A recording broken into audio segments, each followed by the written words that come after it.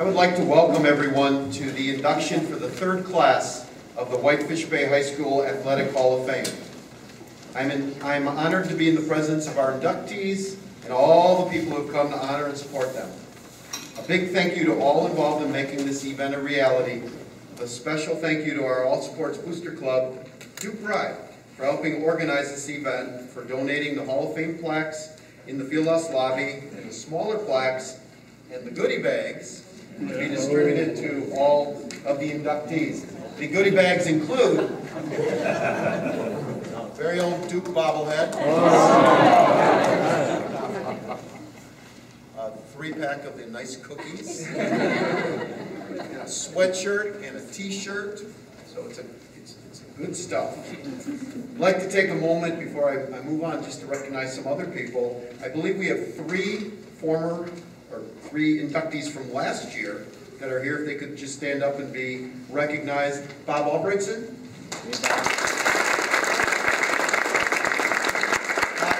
Todd Weinke. Lois Wolf.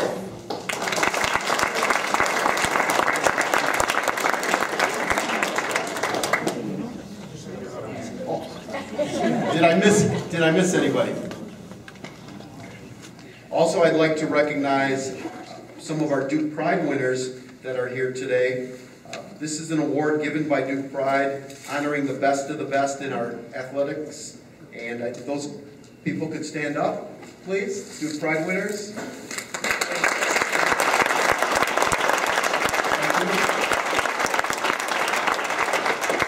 I would like to explain the process used in the selection of our inductees. Nominations were submitted by May of last year. A committee consisting of the activities director, a school board member, a former high school coach, a current high school coach, a current high school teacher, a current student, a Duke Pride representative, and 2 at-large members met and made the selections last fall. Nominations for next year's class are due by May 1st. Please visit the website at the address listed on the program for complete information on how to nominate. And once a nomination is made, it remains in the nomination pool. It doesn't need to be done a second or a third time.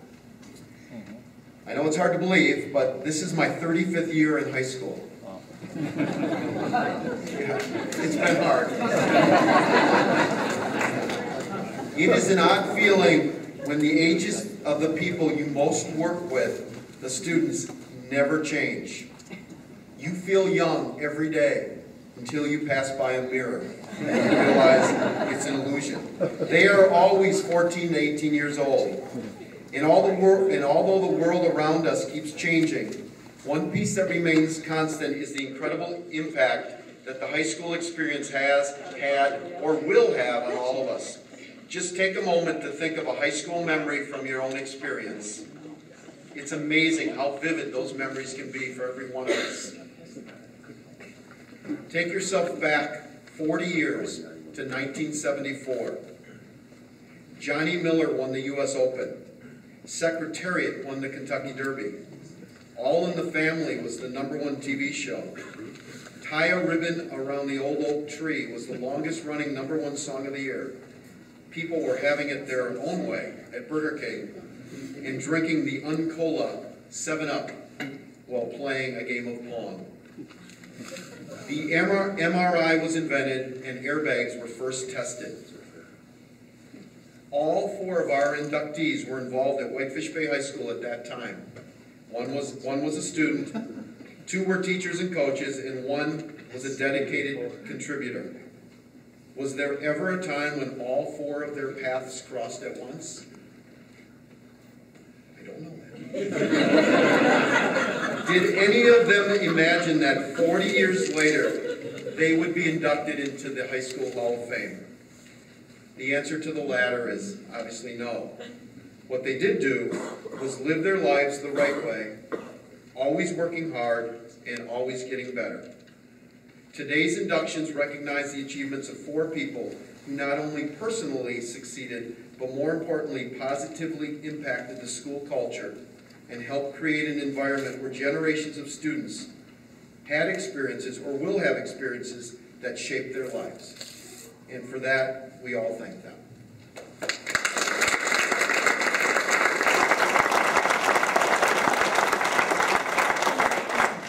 Now we'll meet the inductees.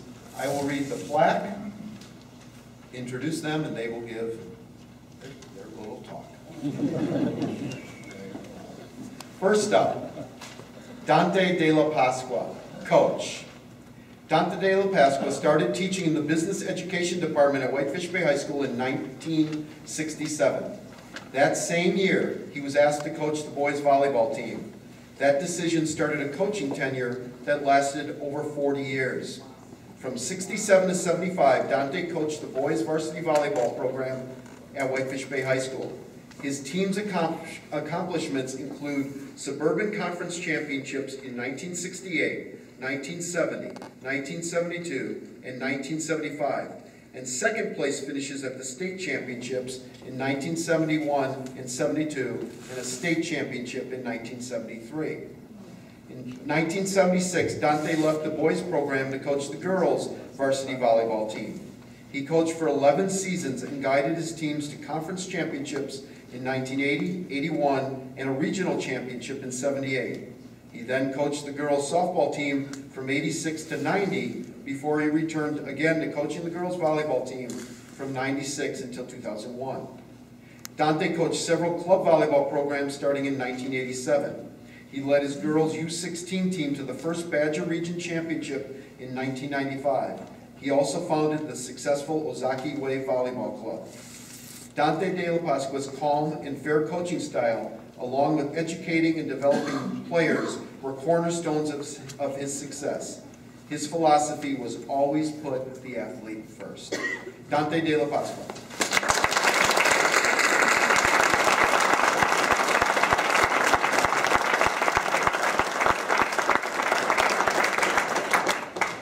Thanks, John, for the introduction, and thanks to the committee, whoever you are, and are here, for electing me into the Hall of Fame. It's truly an honor. I just went out in the hallway and I saw all those plaques up there, and I feel like I don't belong with all these people. But after hearing what he said about me, maybe I do. One of my earliest memories of Whitefish Bay goes back to my first year of teaching, my first day of teaching. I lived up in Random Lake, my first teaching job, and there was no I-43 in those days. It was Highway 57, Port Washington Road, and then to Silver Spring, down Marlboro. Sounds familiar to some of you? I just took it today, except it's I-43 now. A few blocks before I got to school, I looked in my mirror and I see some flashing red lights. Squad car. I pulled over to let him pass. He didn't pass. Parked behind me and got out, came up to my car window and said, "You've been stopped before, you understand. Do you know how fast you were going?" You don't have to raise your hand, but it's happened something, I'm sure. I didn't know how fast I was going. I told him, he said, "You were going 33 in a 25-mile-per-hour speed limit zone." Didn't seem too bad. I said, "I'm on my way to the high school," and I think he stopped me like a block from the high school in Marlboro. And I said, "I'm a new teacher. I'm a little nervous about classes today. My very first day here," and all that. I gave him that line. Didn't work. Gave me a ticket. Next week in the paper, we still do this, I think. The Herald paper, Whitefish Bay Herald, it said, in the police report section, Dante de la Pasqua cited for speed, along with probably some bank robbers.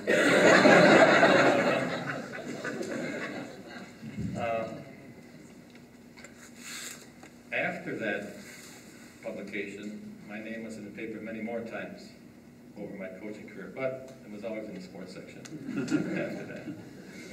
When I was hired, it was to teach. There was no coaching mentioned at all.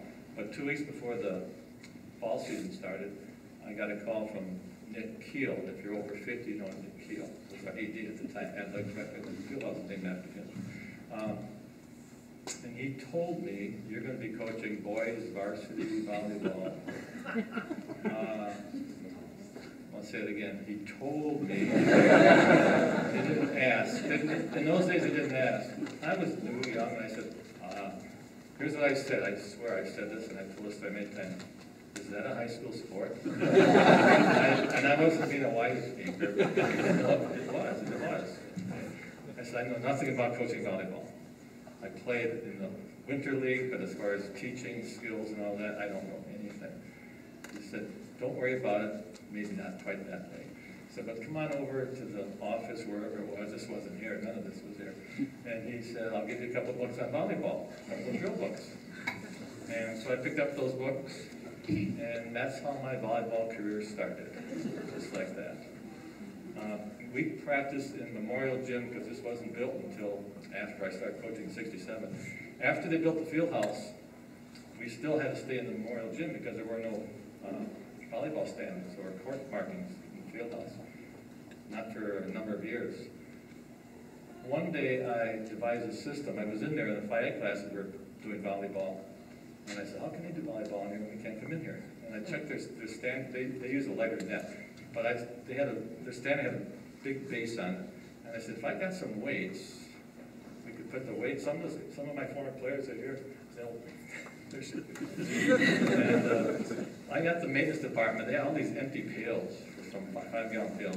They fill them with concrete, and they weighed like 75 pounds apiece. I set up a net one weekend. Nobody was in the field house at that time. It was off season, and I experimented with a couple of weights on one, a couple on the other, and it would still tip over a little bit. And I got 3, then still tipped, and then I finally got 4, and it would hold our nets straight across. So that was problem 1 solved. Number 2 was, what about the floor markings for the courts? So I found a company that sold tape, floor tape, and I ordered it for the next season, and I grabbed my son, Matthew's back there. He was 5 years old or 6 years old. So we're going over to the field house, we're going to mark off the courts, measure and mark them off. So we came over to the field house, and we marked the courts off. They were 60 feet long by 30 by 60. And then we put like 3 feet of tape down. He would kneel on it and hold up his hands with a towel, and I'd unroll about 15, 20 feet, 15 feet maybe. Wind it up. I'd say, okay, Matthew, and then he'd straddle the tape, come along with his hands and the towel, and we'd smooth it down on the floor. And we did that with 3 courts. And looking at most of the courts, there was once in a while maybe a little wavy line here or there, but they were pretty straight otherwise. And then we had to take them up after the season was over because the basketball lines didn't interfere with basketball lines. And that took place for a couple of years until they finally decided to put in floor anchors and sleeves and regular volleyball courts. So that's that part of the story. When I got that phone call from Nick, I never expected it to lead to such a rewarding career and such a lot of fun memories and some not so fun memories too. I had the opportunity to coach my daughters, Deanna and Andrea. They're here today, and they were in high school. After retiring, we moved to Grafton. And I coached a couple more years here, and then did some coaching up in the Grafton area. I was lucky enough to coach with my son-in-law, Gunders, who's here today, at Grafton High School. And with my son, Matthew, we are coaching my granddaughter's 14s team right now in club. And we just took the bronze medal in the Badger Region Championships last Sunday. So that's been an honor and a privilege for me to coach with her and to have Matthew as my coach, or maybe I was he was more the coach, I was kind of the So, I'd like to thank my wife, because without her, I wouldn't be here either. She was very supportive. She spent years and years, decades and decades as my supporter. She was my statistician for a number of years. She was my sounding board. I had problems with the kid or whatever it was. And my number 1 fan. Thank you.